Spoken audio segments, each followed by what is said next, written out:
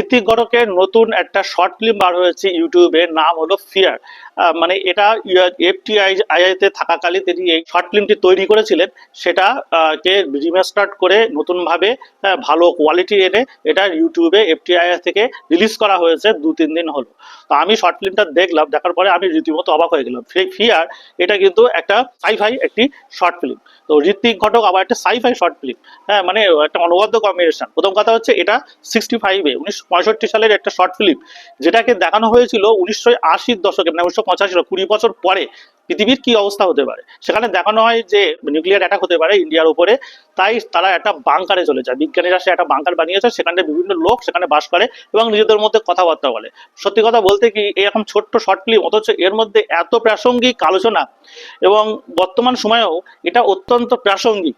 হ্যাঁ, সেখানে দেখানো হয় যে তারা একটা এমন একটা জায়গায় চলে যায় যেখানে মানে বিজ্ঞানীরা মানে প্রকৃতিটাকে আবিষ্কার করে ফেলে অন্যভাবে। এখানে মাটির গন্ধ পাওয়া যাচ্ছে। হ্যাঁ, কেউ ড্রিঙ্ক করে বা মানে বিজ্ঞানের সাহায্যে সে একটা মানে নিস্তেজ হয়ে পড়ে আছে, হ্যাঁ, অন্য জগতের স্বপ্ন দেখছে। অর্থাৎ মানে বাইরে সব ধ্বংস হয়ে যাচ্ছে, কিন্তু ভেতরে তাদেরকে এমন এমন কিছু জিনিস দেওয়া হয়েছে যাতে তারা একটা সেই জগৎ থেকে বেরিয়ে চলে আসছে, মানে মানসিক দিক থেকে তারা একটা অন্য জগতে চলে গিয়েছে। যেমন এখনকার আমাদের যুগে বাইরে বিভিন্ন খারাপ কাজ হলেও আমরা সাধারণত মোবাইল বা টিভির মধ্যে ঢুকে যাচ্ছি আস্তে আস্তে, এবং বাইরের জগৎ সম্পর্কে টোটালি আমাদের এন্টারটেনমেন্ট জগতে ঢুকে যাওয়ার ফলে বাইরের জগৎ সম্পর্কে আস্তে আস্তে আমরা হারিয়ে যাচ্ছি ক্রমাগত। তো মোটামুটি এইটাই হচ্ছে এর থিম।